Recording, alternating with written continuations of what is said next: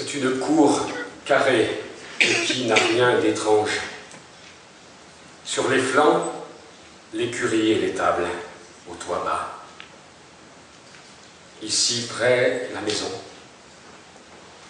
Là-bas au fond, la grange, sous son chapeau de chaume et sa jupe en plâtras. Le bac où les chevaux au retour viendront boire, dans sa berge de bois est immobile et dort. Tout plaqué de soleil, le purin à l'eau noire, lui, le long du fumier gras et pailleté d'or. Loin de l'endroit humide où gît la couche grasse, au milieu de la cour, où le crottin plus sec, riche de grains d'avoine en poussière s'entasse, la poule l'éparpille à coups d'ongles et de bec.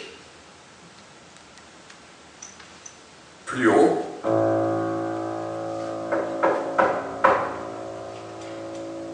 entre les deux brancards d'une charrette, un gros coq, satisfait, gavé d'aise, assoupi, hérissé, l'œil mi-clos recouvert par la crête, ainsi qu'une couveuse en boule est accroupie. Des canards hébétés voguent l'œil en extase, on dirait des rêveurs. Quand soudain, s'arrêtant pour chercher leur pâture au plus vert de la vase, ils crèvent d'un plongeon les moires de l'étang. Sur le faîte du toit, dont les grises ardoises montrent dans le soleil leurs écailles d'argent, des pigeons violets, aux reflets de turquoise, de roucoulements sourds gonflent leur col changeant.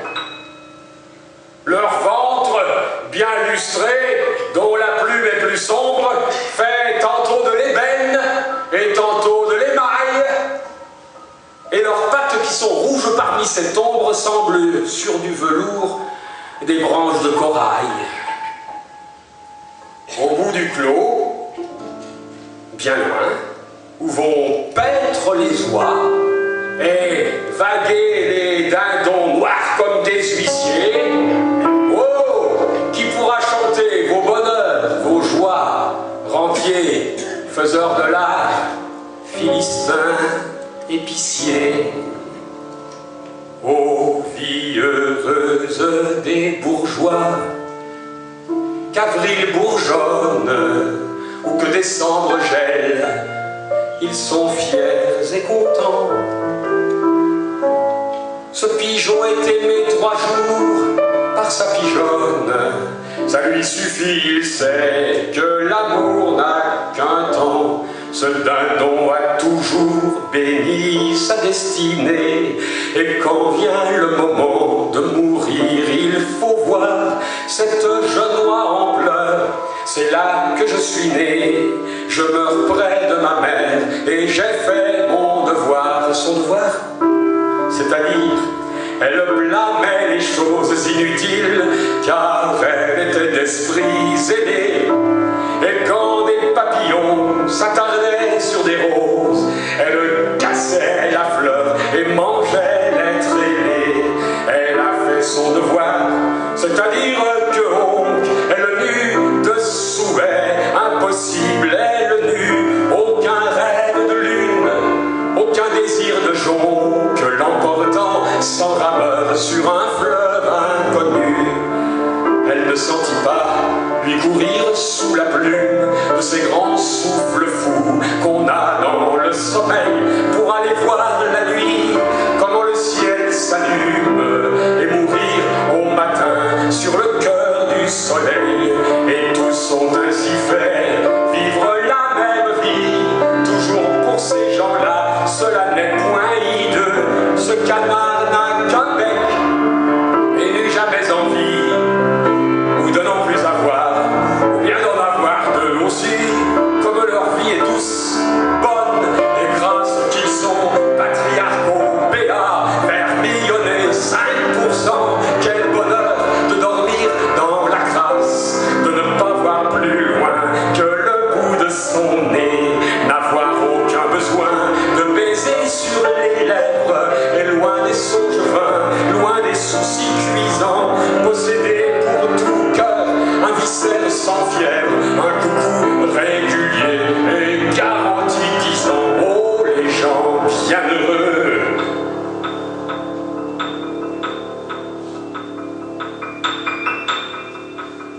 tout à coup dans l'espace, si haut qu'il semble aller, lentement, d'un grand vol en forme de triangle, arrive, plane et passe.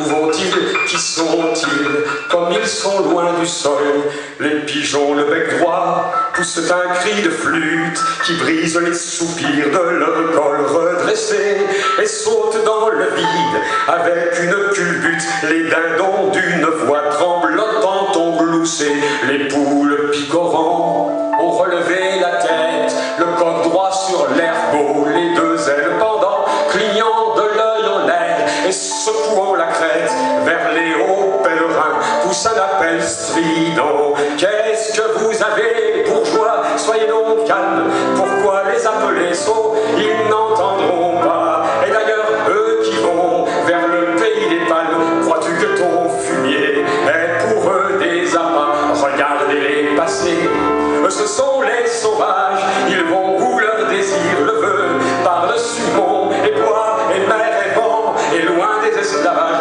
l'air qu'ils boivent ferait éclater vos poumons. Regardez-les avant d'atteindre la chimère, plus d'un, l'aile rompue et du sang plein les yeux. Mourra, ces pauvres gens ont aussi femme et mère, et savent les aimer aussi bien que vous, mieux pour choyer cette femme et nourrir cette mère. Ils pouvaient devenir volailles comme vous, mais ils sont avant tout des fils de la chimère, des assoiffés d'azur, des poètes, des fous. Ils sont maigres, meurtris, là, harassés, qu'importe, là où chante pour eux un mystère profond, à la laine du vent inconnu qui les porte. Ils ont ouvert sans peur leurs deux ailes, ils vont la bise contre leur poitrail, siffle avec rage, la verse les inonde et pèse sur leur dos. Eux dévorent la Bible et chevauchent l'orage. Ils vont loin de la terre, au-dessus des bateaux. Ils vont par l'étendue, ample roi de l'espace.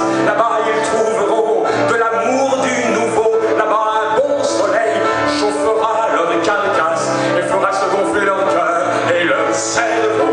Là-bas c'est le pays de l'étranger du rêve, c'est l'horizon perdu par-delà les sommets, c'est le bleu paradis, c'est la lointaine grève où votre espoir banal n'abordera jamais.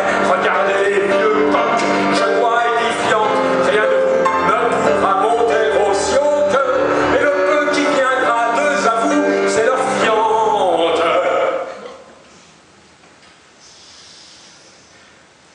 Les bourgeois sont troublés de voir passer les